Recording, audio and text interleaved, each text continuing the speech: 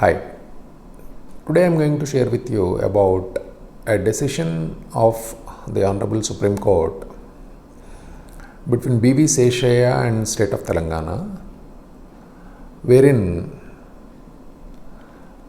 it appeared strange to me that a compromise was entered between the accused and the complainant, that is the issuer of the cheque and the presenter of the cheque, after the accused getting convicted. After receiving the punishment of conviction to the accused and the complainant entered into an agreement of compromise, and the High Court, during the process of revision by the accused, preferred by the accused, did not take notice or override the fact of compromise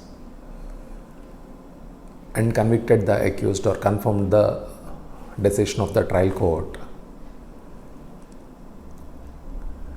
and the accused went to the Supreme Court, and Supreme Court found fault with the complainant for not initiating the steps notwithstanding entering a compromise or memorandum of compromise.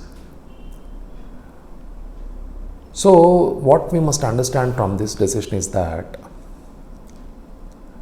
there is no need to enter for a compromise before the decision, because if the decision is in favor of the accused, that is to say, if the complaint is dismissed, it will be in favor of the accused, or if the complaint is allowed, it will be in the favor of the complainant. There is no need to enter the compromise by the accused if the complainant sometimes files a false case against the accused.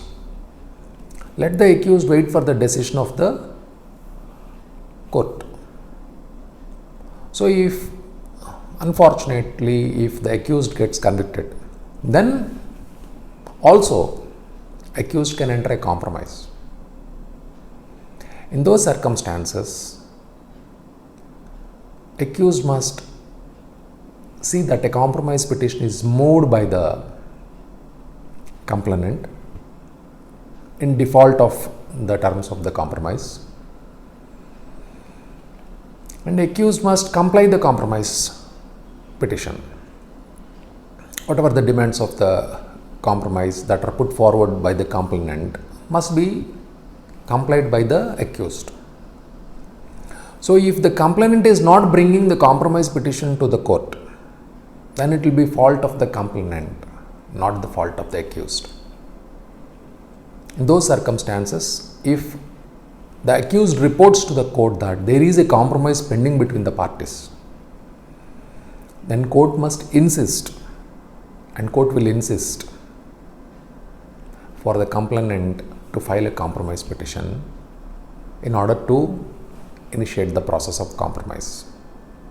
If that is not done, then the higher courts will set aside the conviction. Hope I am clear. Thank you. Thanks for watching. If you have any doubts, kindly comment.